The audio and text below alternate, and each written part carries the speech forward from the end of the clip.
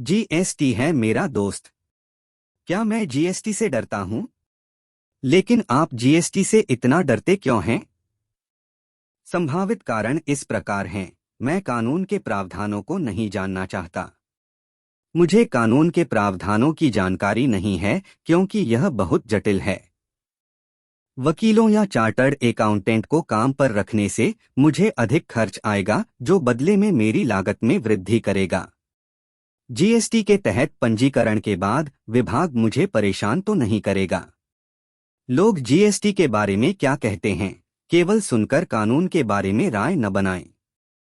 मुझे लगता है जीएसटी आपके व्यवसाय को चमकाएगा और अगले स्तर तक ले जा सकता है, बशर्ते आप डरे नहीं क्योंकि डर के आगे ही जीत है। जैसे ही आप जीते, डर गया।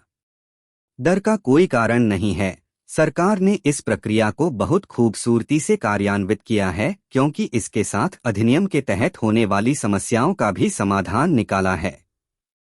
सरकार ने ऑनलाइन के साथ साथ ऑफलाइन अनुपालन उपकरण उपलब्ध कराए हैं। उदाहरण के लिए GSTR-1, GSTR-3B आदि ऑनलाइन फाइलिंग रिटर्न के अलावा GSTR-2A इनपुट टैक्स क्रेडिट के लिए सत्यापन उपकरण जो पहले की कर व्यवस्था के दौरान मौजूद नहीं थे।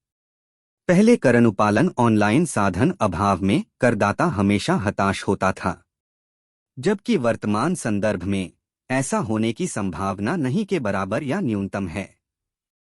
करदाताओं के रिकॉर्ड हमेशा विभाग की पहुंच में होता है और अनुपालन के संबंध में कोई भी अनपेक्षित गलती हमेशा क्षमा योग्य होगी क्योंकि करदाताओं ने किसी भी चीज को छुपाया नहीं है।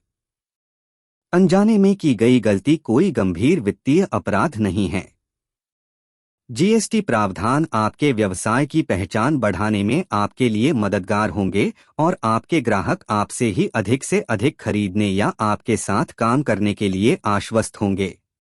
कानून का डर होना चाहिए, लेकिन तभी जब आप वित्तीय अपराध में शामिल हों। यह कैसे पता चलेगा कि आपूर्ति का टैक्स क्रेडिट पारित होने से लाभ होगा या नहीं? आपूर्ति का कर और मूल्य आपूर्तिकर्ता, विक्रेता से प्राप्तकर्ता, खरीदार तक कैसे जाता है? कोई निर्माता जब ए को आपूर्ति करता है तब निर्माता कर का भुगतान करता है, जैसे ₹100 की आपूर्ति पर ₹18 कर का भुगतान करता है। ए आपूर्ति के लिए ₹118 का भुगतान निर्माता को करता है।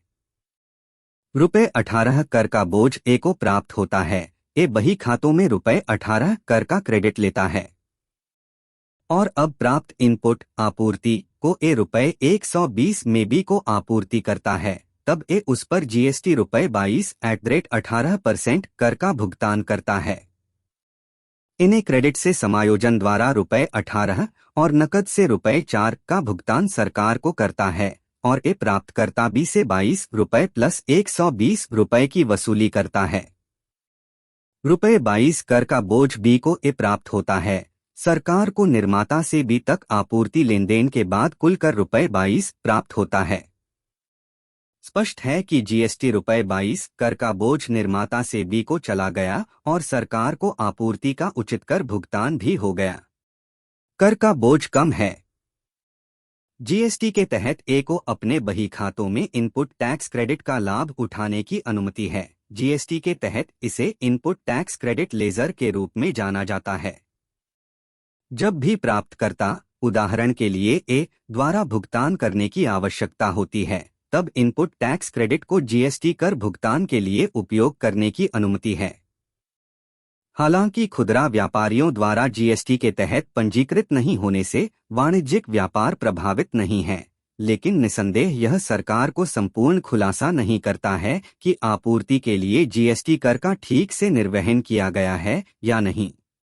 खुदरा व्यापार संस्थाओं की जीएसटी कानून के तहत बहुत महत्वपूर्ण भूमिका है, क्योंकि कर का बोझ कम हो जाएगा और जीएसटी आपकी दिन प्रतिदिन की व्यावसायिक गतिविधि में मदद करेगा। आपूर्ति श्रृंखला अवैध इनपुट टैक्स क्रेडिट को पारित करने के लिए नकली इकाई द्वारा जीएसटी की चोरी को रोकने के लिए अग्रणी होगी। सरकार को आपूर्ति का उचित कर का भुगतान भी मिलेगा।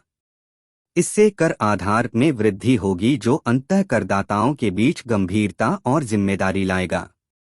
कर के बोझ को सबसे कम रखने के साथ साथ संभावित राजस्व हानि रोकने में सक्षम है।